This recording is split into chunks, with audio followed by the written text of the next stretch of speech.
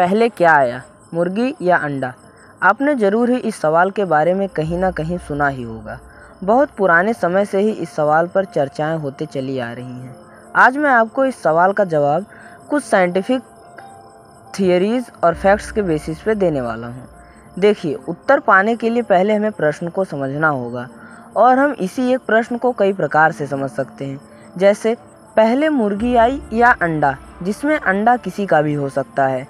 तो इस हिसाब से इसका उत्तर हो जाएगा कि पहले अंडा आया, क्योंकि मुर्गी के एग्जिस्टेंस से बहुत पहले से ही इस धरती पे बहुत सारे अंडे देने वाले जीव थे, जैसे मछलियाँ, रेप्टाइल्स और बड़े बड़े डायनासोर्स भी।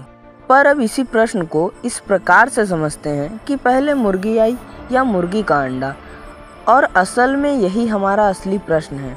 अगर हम सिंपलेस्ट एक्सप्लेनेशन की बात करें इस प्रश्न के लिए, तो वो होगा कि मुर्गी के अंडे को बनने के लिए एक खास प्रकार के प्रोटीन की ज़रूरत पड़ती है, OV17, जो कि सिर्फ मुर्गी में ही पाया जाता है। बिना इसके मुर्गी के अंडे का फॉर्मेशन हो ही नहीं सकता। तो पहले मुर्गी ही आई होगी। पर इस एक्सप्लेनेशन को बहुत आसानी से काउंटर किया जा सकता है, यह पूछ के कि अगर पहले चिकन आया तो फिर वह अंडा देने वाली पहली चिकन कहाँ से आई। अब इस प्रश्न के उत्तर को जानने के लिए हमें पहले बेसिक इवोल्यूशन समझना पड़ेगा। इवोल्यूशन होता है कई रीजन से, जैसे कि जेनेटिक म्यूटेशन एंड वेरिएशन। सरल भाषा में समझिए कि किसी भी जीव को जन्म देने के लिए दोनों पेरेंट्स के जीन्स को लेके एक ऑफस्प्रिंग का निर्माण होता है, जिसमें मेल और फीमेल दोनों पेरेंट्स के कैरेक्टर्स होंगे। पर नए जीव के अंदर सेम वही जीन्स नहीं होंगे, कुछ ना कुछ वेरिएशन होगा ही, जिसे हम जेनेटिक वेरिएशन कहते हैं। इस वेरिएशन के कारण हम सब में भी कुछ ना कुछ फ़र्क होता ही है। भले ही हम सभी इंसान हैं, पर फिर भी हमारा रंग, रूप, आकार समान तो होता नहीं है, और इसे ही जेनेटिक वेरिएशन कहते हैं। म्यूटेशन होता है DNA में मौजूद जेनेटिक इन्फॉर्मेशन का सडन चेंज, जो कि कई रीज़न से हो सकता है, जिनमें से एक कॉमन रीज़न है UV लाइट्स।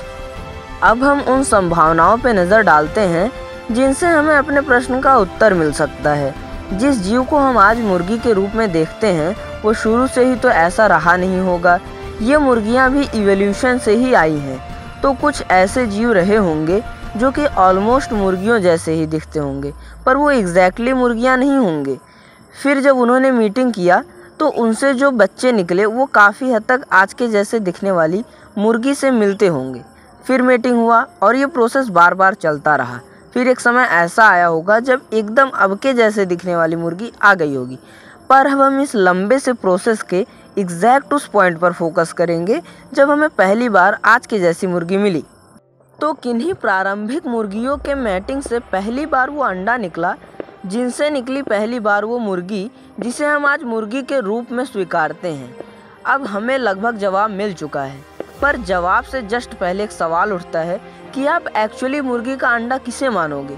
एक ऐसा अंडा जो मुर्गी से आई है, या एक ऐसा अंडा जिससे मुर्गी आई है?